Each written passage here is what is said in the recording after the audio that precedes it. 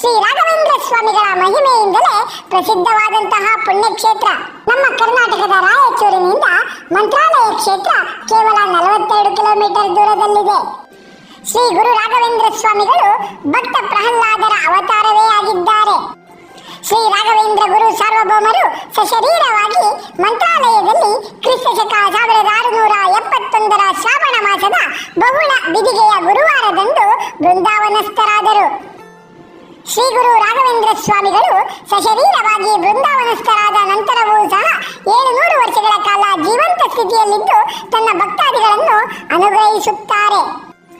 ತಮ್ಮ ಭಕ್ತರಿಗೆ ನೀಡಿರುವ ಮಾತಿನಂತೆಯೇ ಇಂದಿಗೂ ಸಹ ಗುರುರಾಯರು ಸಮಾಧಿ ಸ್ಥಿತಿಯಲ್ಲಿ ಜೀವಂತರಾಗಿದ್ದು ಅವರನ್ನು ನಂಬಿ ಬರುವಂತಹ ಭಕ್ತಾದಿಗಳ ಸಕಲ ಕಷ್ಟಗಳನ್ನೆಲ್ಲ ದೂರ ಮಾಡುತ್ತಾ ಬಂದಿದ್ದಾರೆ. ಹೀಗಾಗಿಯೇ ಅವರು ನೆಲೆಸಿರುವಂತಹ ಬೃಂದಾವನ ಅಪಾರ ಮಹಿಮೆಯುಳ್ಳಂತಹ ಸಾನ್ನಿಧ್ಯವಾಗಿದೆ.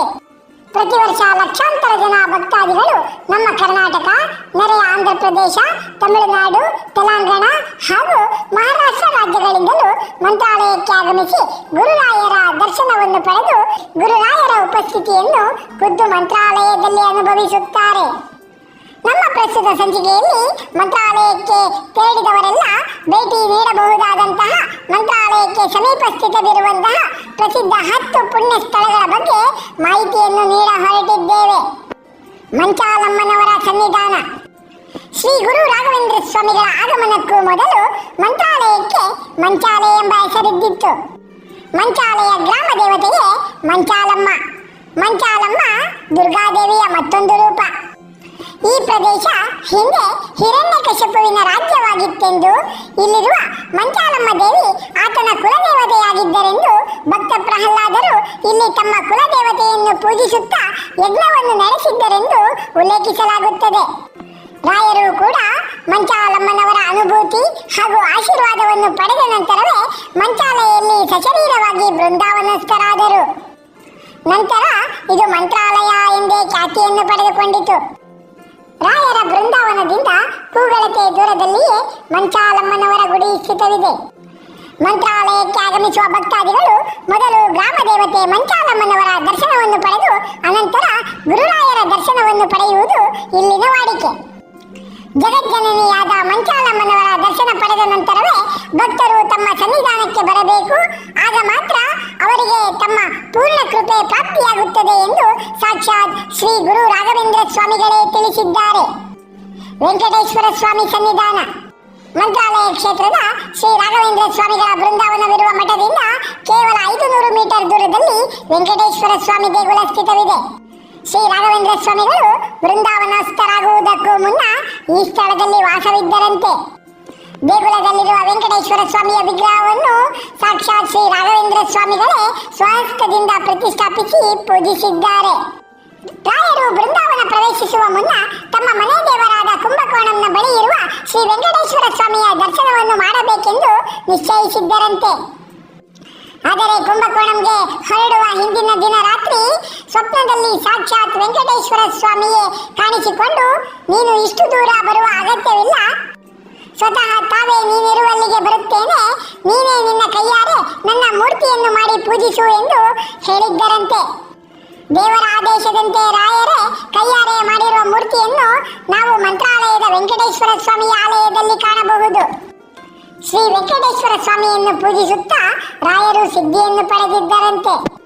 ಮಂತ್ರಾಲಯಕ್ಕೆ ಭೇಟಿ ನೀಡಿದವರು ಸುಮಾರು 380 ವರ್ಷಗಳಷ್ಟು ಪುರಾತನವಾದ ಶ್ರೀ ವೆಂಕಟೇಶ್ವರ ಸ್ವಾಮಿಯ ಸನ್ನಿಧಾನಕ್ಕೂ ಭೇಟಿ ನೀಡಬಹುದಾಗಿದೆ. ಅಭಯ ಆಂಜನೇಯ. ಮಂತ್ರಾಲಯದ ಪ್ರವೇಶ ದ್ವಾರದಲ್ಲಿರುವ ಸ್ವಾಗತ ಕಮಾನಿನ ಸಮೀಪದಲ್ಲಿ ಸುಮಾರು 32 ಅಡಿ ಎತ್ತರದ ಏಕಶಿಲೆಯಲ್ಲಿ ನಿರ್ಮಿಸಲಾದ ಅಭಯಾಂಜನೇಯ ಸ್ವಾಮಿಯ ವಿಗ್ರಹವನ್ನು ಇತ್ತೀಚೆಗಷ್ಟೇ ಪ್ರತಿಷ್ಠಾಪಿಸಲಾಗಿದೆ. ಅಭಯ ಆಂಜನೇಯ ಸ್ವಾಮಿಯ ಸುಂದರ ವಿಗ್ರಹವನ್ನು ರಾಷ್ಟ್ರ ಪ್ರಶಸ್ತಿ ಪುರಸ್ಕೃತರಾದ ಮೈಸೂರಿನ ಶಿಲ್ಪಿಗಳಾದ ಅಶೋಕ್ ಗುಡಿಗಾರ್ ಎಂಬುವವರು ಕೆತ್ತಿದ್ದಾರೆ. ಬೆಂಗಳೂರಿನ ಉದ್ಯಮಿಗಳಾದ ಬಿ ಕೃಷ್ಣಪ್ಪ ಎಂಬುವವರು ಈ ಮೂರ್ತಿಯನ್ನು ಮಂತ್ರಾಲಯಕ್ಕೆ ಕಾಣಿಕೆಯಾಗಿ ನೀಡಿದ್ದಾರೆ. ಮಂತ್ರಾಲಯದ ಶ್ರೀಗಳಾದ ಶ್ರೀ ಸುಬುಧೇಂದ್ರ ತೀರ್ಥರ ಅಮೃತ ಹಸ್ತದಿಂದ ಅಭಯಾಂಜನೇಯ ಸ್ವಾಮಿಯ ಮೂರ್ತಿ ಉದ್ಘಾಟನೆಗೊಂಡಿದೆ. ವಿಜಯನಗರ ಸಾಮ್ರಾಜ್ಯದ ಶಿಲ್ಪಕಲಾ ಶೈಲಿಯಲ್ಲಿ ಈ ಮೂರ್ತಿ ನಿರ್ಮಿತಗೊಂಡಿದೆ. ಅಭಯಾಂಜನೇಯ ಸ್ವಾಮಿಯ ಮೂರ್ತಿ ಬರೋಬ್ಬರಿ 90 ಮೆಟ್ರಿಕ್ ಟನ್ ತೂಕವಿದೆ. ದೇಗುಲದ ಅಕ್ಕಪಕ್ಕವೇ ಸುಂದರವಾದ ಉದ್ಯಾನವನ ಹಾಗೂ ಕಾರಂಜಿಗಳನ್ನು ಸಹ ನಿರ್ಮಿಸಲಾಗಿದೆ. ಗದೆಯನ್ನು ಹಿಡಿದಿರುವಂತಹ ನಿಂತಿರುವ ಭಂಗಿಯಲ್ಲಿರುವ ಅಭಯಾಂಜನೇಯ ಸ್ವಾಮಿಯ ಏಕಶಿಲಾ ವಿಗ್ರಹ ಭವ್ಯವೂ ಸುಂದರವೂ ಆಗಿದೆ. ಪಂಚಮುಖಿ ಆಂಜನೇಯ ಸ್ವಾಮಿ ದೇಗುಲ ಗಾಣದಾಳ. ಮಂತ್ರಾಲಯ ಕ್ಷೇತ್ರದಿಂದ ಸುಮಾರು 20 ಕಿಲೋಮೀಟರ್ ದೂರದಲ್ಲಿ ಪಂಚಮುಖಿ ಆಂಜನೇಯ ಸ್ವಾಮಿಯ ದೇಗುಲ ಸ್ಥಿತವಿದೆ. ರಾಯಚೂರು ತಾಲೂಕಿನ ಇಲ್ಲೆಸುಗೂರು ಹೋಬಳಿ ವ್ಯಾಪ್ತಿಗೆ ಒಳಪಡುವ ಗಾಣದಾಳ ಗ್ರಾಮದ ಹೊರಭಾಗದಲ್ಲಿ ಪಂಚಮುಖಿ ಆಂಜನೇಯ ಸ್ವಾಮಿಯ ದೇವಾಲಯ ಸ್ಥಿತವಿದೆ. ತುಂಗಭದ್ರಾ ನದಿಯ ಒಂದು ಕಡೆ ಮಂತ್ರಾಲಯ ನೆಲೆಸಿದ್ದರೆ ಮತ್ತೊಂದು ಕಡೆ ಪಂಚಮುಖಿ ಆಂಜನೇಯ ಸ್ವಾಮಿಯ ಕ್ಷೇತ್ರ ನೆಲೆಸಿದ್ದು ಜನರಲ್ಲಿ ಭಕ್ತಿ ಭಾವ ಎರಡನ್ನೂ ಸಹ ಮೂಡಿಸುವಲ್ಲಿ ಪ್ರಮುಖ ಪಾತ್ರವನ್ನು ವಹಿಸಿದೆ.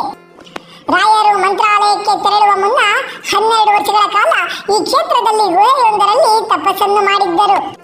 ರಾಯರು ತಪಸ್ಸನ್ನು ಮಾಡುತ್ತಿರುವಾಗ ಆಂಜನೇಯ ಸ್ವಾಮಿ 5 ಮುಖಗಳನ್ನು ಹೊಂದಿರುವ ಪಂಚಮುಖಿಯಾಗಿ ರಾಯರಿಗೆ ದರ್ಶನವನ್ನು ನೀಡಿದ್ದರು.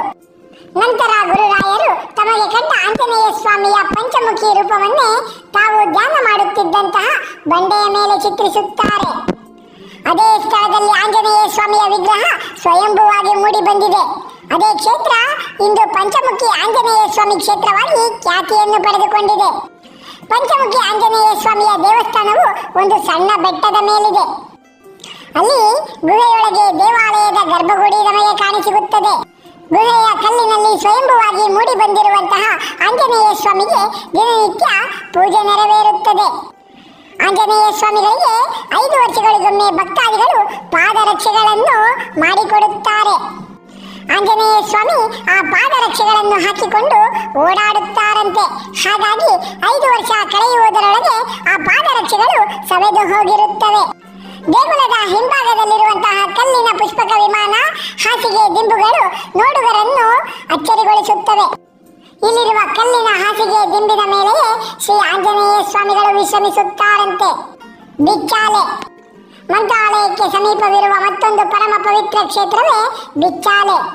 ಬಿಚ್ಚಾಲೆಯು ಮಂತ್ರಾಲಯದಿಂದ ಕೇವಲ 22 ಕಿಲೋಮೀಟರ್ ದೂರದಲ್ಲಿದೆ. ಬಿಚ್ಚಾಲೆಯಲ್ಲಿ ತುಂಗಭದ್ರೆಯು ಪ್ರಶಾಂತವಾಗಿ ಪ್ರವಹಿಸುತ್ತಾಳೆ. ಬಿಚ್ಚಾಲೆ ಅಥವಾ ಬಿಚ್ಚಾಲಿ ಎಂದು ಕರೆಯಲ್ಪಡುವಂತಹ ಈ ಕ್ಷೇತ್ರ ಶ್ರೀ ರಾಘವೇಂದ್ರ ಸ್ವಾಮಿಗಳ ತಪೋಭೂಮಿ ಎಂದರೆ ತಪ್ಪಾಗಲಾರದು. ಶ್ರೀ ರಾಘವೇಂದ್ರ ಸ್ವಾಮಿಗಳ ಅಂತರಂಗದ ಶಿಷ್ಯರಾಗಿದ್ದಂತಹ ಶ್ರೀ ಅಪ್ಪಣ್ಣಾಚಾರ್ಯರ ಊರು ಈ ಬಿಚ್ಚಾಲೆ. ಅಪಾರ ಪಾಂಡಿತ್ಯ ಹೊಂದಿದ್ದಂತಹ ಅಪ್ಪಣ್ಣಾಚಾರ್ಯರು ಬಿಚ್ಚಾಲೆಯಲ್ಲಿ ಸಾವಿರಾರು ವಿದ್ಯಾರ್ಥಿಗಳಿಗೆ ವಿದ್ಯಾದಾನವನ್ನು ಮಾಡಿದ್ದಾರೆ. ದೇಶದ ನಾನಾ ಭಾಗಗಳಿಂದ ಅಪ್ಪಣ್ಣಾಚಾರ್ಯರ ಬಳಿ ವಿದ್ಯೆಯನ್ನು ಕಲಿಯಲೆಂದು ಸಾವಿರಾರು ವಿದ್ಯಾರ್ಥಿಗಳು ಆಗಮಿಸುತ್ತಿದ್ದರು. ವಿದ್ಯಾರ್ಥಿಗಳ ಸಂಖ್ಯೆ ಹೆಚ್ಚಾದಾಗ ವಿದ್ಯಾರ್ಥಿಗಳೇ ಭಿಕ್ಷೆ ಬೇಡಿ ಅಕ್ಕಿಯನ್ನು ತರುತ್ತಿದ್ದರಂತೆ. ಹೀಗೆ ತಂದ ಅಕ್ಕಿಯನ್ನೇ ತುಂಗಭದ್ರಾ ನದಿಯಲ್ಲಿ ತೊಳೆದು ಗಂಟನ್ನು ಕಟ್ಟಿ ಅಲ್ಲಿದ್ದಂತಹ ಅರಳಿ ಮರಕ್ಕೆ ಕಟ್ಟುತ್ತಿದ್ದರು. ವಿದ್ಯಾಭ್ಯಾಸ ಮುಗಿದ ಮೇಲೆ ಅಪ್ಪಣ್ಣಾಚಾರ್ಯರು ಶ್ರೀ ಅನ್ನಪೂರ್ಣೇಶ್ವರಿ ದೇವಿಯನ್ನು ಧ್ಯಾನಿಸಿ ತೀರ್ಥವನ್ನು ಪ್ರೋಕ್ಷಣೆ ಮಾಡುತ್ತಿದ್ದರಂತೆ. ತಕ್ಷಣವೇ ಗಂಟಿನಲ್ಲಿ ಕಟ್ಟಿದ್ದಂತಹ ಅಕ್ಕಿಯೆಲ್ಲವೂ ಅನ್ನವಾಗುತ್ತಿತ್ತಂತೆ. ಅನಂತರ ಅಪ್ಪಣ್ಣಾಚಾರ್ಯರು ಶಿಷ್ಯರೊಂದಿಗೆ ಭೋಜನವನ್ನು ಮಾಡುತ್ತಿದ್ದರು. ಅಪ್ಪಣ್ಣಾಚಾರ್ಯರ ಪಾಂಡಿತ್ಯದ ಬಗ್ಗೆ ತಿಳಿದ ಗುರುರಾಯರು ಅವರನ್ನು ಭೇಟಿ ಮಾಡಲು ಬಿಚ್ಚಾಲೆಗೆ ಆಗಮಿಸಿದ್ದರು. ಮೊದಲ ಭೇಟಿಯಲ್ಲಿಯೇ ಇವರಿಬ್ಬರ ಸ್ನೇಹವು ಎಷ್ಟರ ಮಟ್ಟಿಗೆ ಬೆಳೆಯಿತೆಂದರೆ ಗುರುರಾಯರು ಅಪ್ಪಣ್ಣಾಚಾರ್ಯರ ಮನೆಯಲ್ಲಿಯೇ 13 ವರ್ಷ ತಂಗಿದ್ದರು. ಬಿಚ್ಚಾಲೆಯಲ್ಲಿ ಅಪ್ಪಣ್ಣಾಚಾರ್ಯರ ಮನೆ ಈಗಲೂ ಸಹ ಇದ್ದು ರಾಯರು ವಿಶ್ರಾಂತಿ ಪಡೆಯುತ್ತಿದ್ದ ಸ್ಥಳವನ್ನು ಈಗಲೂ ನಾವು ಕಾಣಬಹುದು. ಅಪ್ಪಣ್ಣಾಚಾರ್ಯರ ಮನೆಯಲ್ಲಿ ಗುರುರಾಯರೇ ಪ್ರತಿಷ್ಠಾಪಿಸಿರುವ ನಾಗದೇವರ ಸಾನ್ನಿಧ್ಯವೂ ಸಹ ಇದೆ. ರಾಯರಿಗೆ ಬೇಳೆಯ ಚಟ್ನಿ ಇಷ್ಟವಾದ್ದರಿಂದ ಅಪ್ಪಣ್ಣಾಚಾರ್ಯರು ಕೈಯಾರೆ ರುಬ್ಬಿ ಚಟ್ನಿಯನ್ನು ಮಾಡಿ ರಾಯರಿಗೆ ಬಡಿಸುತ್ತಿದ್ದರು. ಚಟ್ನಿಯನ್ನು ತಿರುವಲು ಉಪಯೋಗಿಸುತ್ತಿದ್ದಂತಹ ಒರಳು ಕಲ್ಲನ್ನು ಸಹ ಈಗಲೂ ನೋಡಬಹುದು. ಬಿಚ್ಚಾಲೆಯ ಪವಿತ್ರ ಸ್ಥಳದಲ್ಲಿ ಶ್ರೀ ಗುರುರಾಯರು ಅಪ್ಪಣ್ಣಾಚಾರ್ಯರಿಂದ ಸೇವೆಯನ್ನು ಸ್ವೀಕರಿಸುತ್ತಾ ಇಲ್ಲಿನ ಜಪದ ಕಟ್ಟೆಯಲ್ಲಿ ಕುಳಿತು ಶ್ರೀ ಮೂಲರಾಮರಿಗೆ ಪೂಜೆ ನೈವೇದ್ಯವನ್ನು ಅರ್ಪಿಸುತ್ತಿದ್ದರು. ಸುಮಾರು 13 ವರ್ಷಗಳ ಕಾಲ ಗುರುರಾಯರು ಬಿಚ್ಚಾಲೆಯ ಜಪದ ಕಟ್ಟೆಯ ಮೇಲೆ ಜಪತಪಾದಿ ಅನುಷ್ಠಾನಗಳಲ್ಲಿ ತಲ್ಲೀನರಾಗಿದ್ದರು. ಬಿಚ್ಚಾಲೆಯಲ್ಲಿ ರಾಯರು ಕುಳಿತು ಜಪತಪ ಮಾಡುತ್ತಿದ್ದ ಸ್ಥಳದಲ್ಲಿ ಅಪ್ಪಣ್ಣಾಚಾರ್ಯರು ಪ್ರತಿಷ್ಠಾಪಿಸಿದಂತಹ ಏಕಶಿಲಾ ಬೃಂದಾವನವಿದ್ದು ಇಲ್ಲಿಯೂ ಸಹ ಗುರುರಾಯರು ಬಂದು ಸೇವೆಯನ್ನು ಮಾಡುವ ಭಕ್ತಾದಿಗಳ ಅಭೀಷ್ಟಗಳನ್ನು ನೆರವೇರಿಸುತ್ತಾರೆ. ಶ್ರೀ ರಾಘವೇಂದ್ರ ಸ್ವಾಮಿಗಳು ಸಶರೀರವಾಗಿ ಬೃಂದಾವನ ಪ್ರವೇಶಿಸಿದ ಮೇಲೆಯೂ ಸಹ ಬಿಚ್ಚಾಳೆಯ ಏಕಶಿಲಾ ಬೃಂದಾವನದಲ್ಲಿ ಅಪ್ಪಣ್ಣಾಚಾರ್ಯರಿಗೆ ಬಿಂಬ ರೂಪದಲ್ಲಿ ದರ್ಶನವನ್ನು ನೀಡುತ್ತಿದ್ದರು. ಕರ್ನಾಟಕದ ವಿದ್ಯಾ ಸಿಂಹಾಸನಾಧೀಶರೆಂದು ಪ್ರಸಿದ್ಧರಾದಂತಹ ಶ್ರೀ ವ್ಯಾಸರಾಜರ ವಿದ್ಯಾಗುರುಗಳೂ ಆದ ಶ್ರೀ ಶ್ರೀಪಾದರಾಜಯತಿಗಳು ಇಲ್ಲಿ ಅನುಷ್ಠಾನಗೈದಿದ್ದರು. ಬಿಚ್ಚಾಳೆಯಲ್ಲಿ ಶ್ರೀಪಾದರಾಜರು ಪ್ರತಿಷ್ಠಾಪಿಸಿದ ಶ್ರೀ ನರಸಿಂಹದೇವರ ವಿಗ್ರಹವನ್ನು ನಾವಿನ್ನೂ ಕಾಣಬಹುದು. ಶ್ರೀ ಶ್ರೀಪಾದರಾಜರ ಶಿಷ್ಯರಾದ ವ್ಯಾಸರಾಜರು ಸಹ ಬಿಚ್ಚಾಳೆಯಲ್ಲಿ ಕೆಲ ಕಾಲ ನೆಲೆಸಿ ಆಂಜನೇಯ ಸ್ವಾಮಿಯನ್ನು ಪ್ರತಿಷ್ಠಾಪಿಸಿದ್ದರು. ರಾಯರ ಸಾನ್ನಿಧ್ಯವಿರುವಂತಹ ಬಿಚ್ಚಾಳೆ ಕ್ಷೇತ್ರವು ಮಂತ್ರಾಲಯ ಕ್ಷೇತ್ರದಷ್ಟೇ ಜಾಗೃತ ಸ್ಥಳವಾಗಿದೆ. ಕಲ್ಲೂರು ಮಹಾಲಕ್ಷ್ಮಿ ದೇವಾಲಯ ಮಂತ್ರಾಲಯದಿಂದ ಕೇವಲ 49 ಕಿಲೋಮೀಟರ್ ದೂರದಲ್ಲಿ ಕಲ್ಲೂರು ಎಂಬ ಗ್ರಾಮ ಸ್ಥಿತವಿದೆ. ರಾಯಚೂರು ಜಿಲ್ಲೆಯ ಮಾನ್ವಿ ತಾಲೂಕಿನ ಕಲ್ಲೂರು ಗ್ರಾಮ 2ನೇ ಕೊಲ್ಲಾಪುರ ಎಂದೇ ಪ್ರಸಿದ್ಧಿಯನ್ನು ಪಡೆದುಕೊಂಡಿದೆ. ಇದಕ್ಕೆ ಕಾರಣ ಇಲ್ಲಿ ಶ್ರೀ ವೆಂಕಟೇಶ್ವರ ಸ್ವಾಮಿ ಸಮೇತರಾಗಿ ನೆಲೆಸಿರುವಂತಹ ಶ್ರೀ ಮಹಾಲಕ್ಷ್ಮಿ ದೇವಿ. ಕಲ್ಲೂರು ಕ್ಷೇತ್ರದಲ್ಲಿ ನೆಲೆಸಿರುವಂತಹ ಮಹಾಲಕ್ಷ್ಮಿ ದೇವಿ ಸಾಣೆ ಕಲ್ಲಿನಲ್ಲಿ ಒಡಮೂಡಿದ್ದು ಸಾಕ್ಷಾತ್ ಕೊಲ್ಲಾಪುರ ಮಹಾಲಕ್ಷ್ಮಿ ದೇವಿಯ ಅವತಾರವೇ ಆಗಿದ್ದಾರೆ. ಕಲ್ಲೂರಿನಲ್ಲಿ ಸುಮಾರು 300 ವರ್ಷಗಳ ಹಿಂದೆ ಕೊಲ್ಲಾಪುರ ಮಹಾಲಕ್ಷ್ಮಿಯ ಮಹಾಭಕ್ತರಾಗಿದ್ದ ಲಕ್ಷ್ಮೀಕಾಂತಾಚಾರ್ ಎಂಬುವವರು ವಾಸ ಮಾಡುತ್ತಿದ್ದರು. ಅವರು ತಮ್ಮ ಮನೆಯಲ್ಲಿ ಯಾವುದೇ ಶುಭ ಕಾರ್ಯವಿದ್ದರೂ ಸಹ ಕೊಲ್ಲಾಪುರ ಕ್ಷೇತ್ರಕ್ಕೆ ತೆರಳಿ ಮಹಾಲಕ್ಷ್ಮಿ ದೇವಿಯ ದರ್ಶನವನ್ನು ಪಡೆಯುತ್ತಿದ್ದರು. ಅವರು 88 ವರ್ಷದವರಾಗಿದ್ದಾಗ ಮನೆಯಲ್ಲಿ ಒಂದು ಶುಭ ಕಾರ್ಯ ಬಂದೊದಗಿತ್ತು. ಆದರೆ ವಯೋವೃದ್ಧರಾಗಿದ್ದ ಕಾರಣದಿಂದಾಗಿ ಅವರಿಗೆ ಕೊಲ್ಲಾಪುರ ಕ್ಷೇತ್ರಕ್ಕೆ ತೆರಳಲು ಸಾಧ್ಯವಾಗದೆ ಚಿಂತಾಕ್ರಾಂತರಾಗಿರುತ್ತಾರೆ. ಆ ಸಮಯದಲ್ಲಿ ಮರುದಿನ ಮುಂಜಾನೆ ಎದ್ದು ಪೂಜೆಗೆ ಗಂಧ ತೆಗೆಯಲು ಸಾಣೆ ಕಲ್ಲನ್ನು ತೆಗೆದುಕೊಳ್ಳಲು ಬರುವಾಗ ಸಾಕ್ಷಾತ್ ಮಹಾಲಕ್ಷ್ಮಿ ದೇವಿ ಆ ಸಾಣೆ ಕಲ್ಲಿನಲ್ಲಿ ಒಡಮೂಡಿರುತ್ತಾರೆ. ಅಲ್ಲೇ ಸಮೀಪದ ಗ್ರಾಮವೊಂದರಲ್ಲಿ ರೈತರೊಬ್ಬರು ಹೊಲ ಉಳುಮೆ ಮಾಡುತ್ತಿರುವಾಗ ನೇಗಿಲಿಗೆ ಶಿಲೆಯೊಂದು ಸಿಲುಕಿ ಆ ಶಿಲೆಯಲ್ಲಿಯೇ ಶ್ರೀದೇವಿ ಭೂದೇವಿ ಸಹಿತ ಶ್ರೀ ವೆಂಕಟೇಶ್ವರ ಸ್ವಾಮಿ ಕಂಡುಬರುತ್ತಾರೆ. ವಿಷಯ ತಿಳಿದ ಆಚಾರ್ಯರು ಶ್ರೀ ವೆಂಕಟೇಶ್ವರ ಸ್ವಾಮಿಯ ಮೂರ್ತಿಯನ್ನು ತಂದು ಮಹಾಲಕ್ಷ್ಮಿ ದೇವಿಯ ಪಕ್ಕದಲ್ಲಿ ಪ್ರತಿಷ್ಠಾಪಿಸಿ ತಮ್ಮ ಮನೆಯನ್ನೇ ದೇಗುಲವನ್ನಾಗಿ ಪರಿವರ್ತಿಸುತ್ತಾರೆ. ಕಲ್ಲೂರು ಮಹಾಲಕ್ಷ್ಮಿಯ ದೇಗುಲ ಒಂದು ಜಾಗೃತ ಕ್ಷೇತ್ರ. ಭಕ್ತರು ಈ ದೇಗುಲದಲ್ಲಿ ಇಷ್ಟಾರ್ಥ ನೆರವೇರಲಿ ಎಂದು ಸಂಕಲ್ಪವನ್ನು ಮಾಡಿ ದೇಗುಲದಲ್ಲಿ ತೆಂಗಿನಕಾಯಿಯನ್ನು ಕಟ್ಟುತ್ತಾರೆ. ತಮ್ಮ ಬಯಕೆಗಳು ಈಡೇರಿದ ನಂತರ ದೇಗುಲಕ್ಕೆ ಮತ್ತೆ ಭೇಟಿ ನೀಡಿ ಆ ಕಾಯನ್ನು ಇಳಿಸುತ್ತಾರೆ. ಮುಖ್ಯವಾಗಿ ಕಂಕಣ ಭಾಗ್ಯ, ಸಂತಾನ ಭಾಗ್ಯ ಮತ್ತು ಸಕಲ ಇಷ್ಟಾರ್ಥ ಸಿದ್ಧಿಗೋಸ್ಕರವೇ ಕಲ್ಲೂರು ಕ್ಷೇತ್ರಕ್ಕೆ ಜನರು ಭೇಟಿ ನೀಡುತ್ತಲೇ ಇರುತ್ತಾರೆ. ಮಾನ್ವಿಯ ಜಗನ್ನಾಥದಾಸರ ಸನ್ನಿಧಿ. ರಾಯಚೂರು ಜಿಲ್ಲೆಯ ಮಾನ್ವಿಯು ಜಗನ್ನಾಥದಾಸರ ಹುಟ್ಟೂರು. ವಿಜಯದಾಸರಿಂದ ಪ್ರೇರಣೆಗೊಂಡ ಜಗನ್ನಾಥದಾಸರು ಹರಿದಾಸ ಪರಂಪರೆಯಲ್ಲಿ ಶ್ರೇಷ್ಠರಾಗಿದ್ದಾರೆ. ಜಗನ್ನಾಥದಾಸರು ಮಂತ್ರಾಲಯದ ರಾಘವೇಂದ್ರ ಸ್ವಾಮಿಗಳ ಮಹಾನ್ ಭಕ್ತರಾಗಿದ್ದರು. ಜಗನ್ನಾಥದಾಸರು ರಾಯರ ಮೇಲೆ ಹಲವಾರು ಹಾಡುಗಳನ್ನು ರಚಿಸಿದ್ದಾರೆ. ರಾಯರು ಹಿಂದಿನ ಜನ್ಮದಲ್ಲಿ ಪ್ರಹ್ಲಾದರಾಗಿ ಅವತರಿಸಿದ್ದಾಗ ಜಗನ್ನಾಥದಾಸರು ಪ್ರಹ್ಲಾದರ ಸಹೋದರ ಸಹಲ್ಲಾದನಾಗಿ ಜನಿಸಿದ್ದರಂತೆ. ರಾಯರು ಮಂತ್ರಾಲಯದ ಬೃಂದಾವನವನ್ನು ಪ್ರವೇಶಿಸಿದ ನಂತರ ಸಹಲ್ಲಾದರು ಮಾನ್ವಿಯ ಜಗನ್ನಾಥದಾಸರಾಗಿ 1728ರಲ್ಲಿ ಅವತರಿಸಿದ್ದರಂತೆ.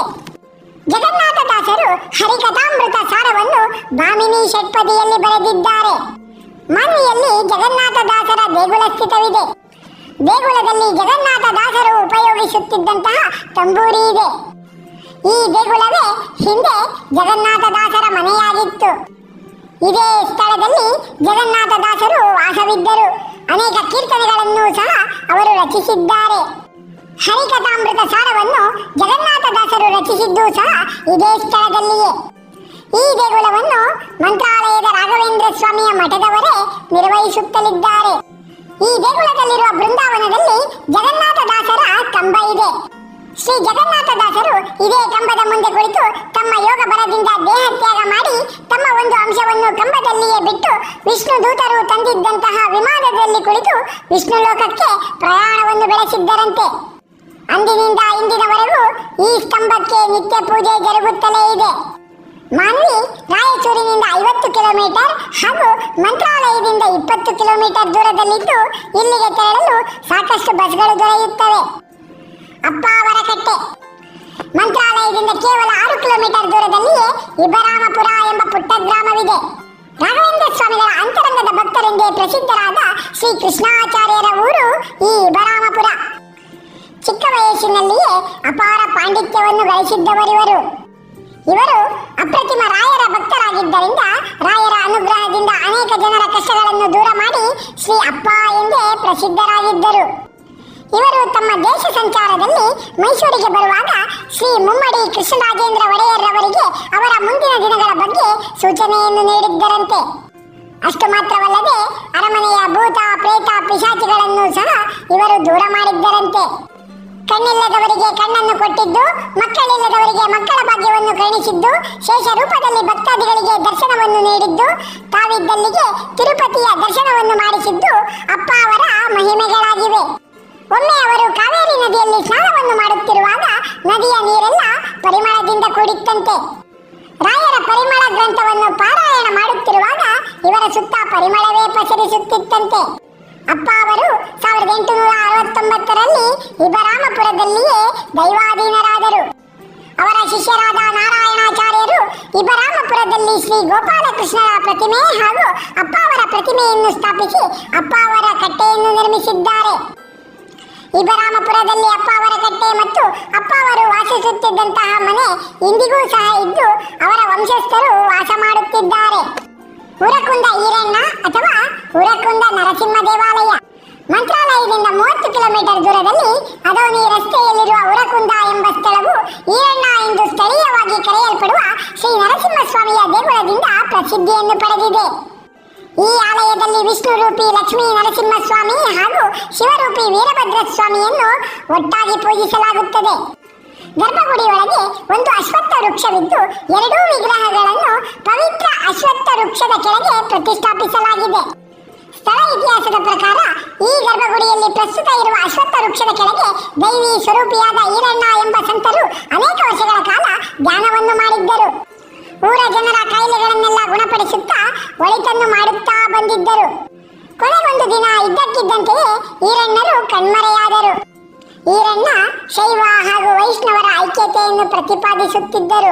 ಅವರು ಕಣ್ಮರೆಯಾದ ನಂತರ ಅಶ್ವತ್ಥ ವೃಕ್ಷದ ಕೆಳಗೆ ಲಕ್ಷ್ಮೀ ನರಸಿಂಹ ಹಾಗೂ ವೀರಭದ್ರ ಸ್ವಾಮಿಯ ವಿಗ್ರಹಗಳು ಪ್ರಕಟಗೊಂಡವು. ಸಾಕ್ಷಾತ್ ಈರಣ್ಣನವರೇ ಈ ದೇವರ ರೂಪದಲ್ಲಿ ಮತ್ತೆ ಕಾಣಿಸಿಕೊಂಡಿದ್ದಾರೆ ಎಂದು ಬಗೆದ ಗ್ರಾಮಸ್ಥರು 2 ದೇವರುಗಳ ಪ್ರತಿಮೆಗಳನ್ನು ಒಂದೇ ಗರ್ಭಗುಡಿಯಲ್ಲಿ ಪೂಜಿಸಲಾರಂಭಿಸಿದರು. ಮಂತ್ರಾಲಯದ ರಾಘವೇಂದ್ರ ಸ್ವಾಮಿಗಳು ಮಂತ್ರಾಲಯ ಕ್ಷೇತ್ರಕ್ಕೆ ಒಮ್ಮೆ ತೆರಳುತ್ತಿರುವಾಗ ಮಾರ್ಗ ಮಧ್ಯದಲ್ಲಿ ಉರಕುಂದದ ನರಸಿಂಹದೇವರ ಶಕ್ತಿಯನ್ನು ತಮ್ಮ ದಿವ್ಯ ದೃಷ್ಟಿಯಿಂದಲೇ ಅರಿತು ದೇಗುಲಕ್ಕೆ ಬಂದು ದರ್ಶನವನ್ನು ಪಡೆದಿದ್ದರಂತೆ.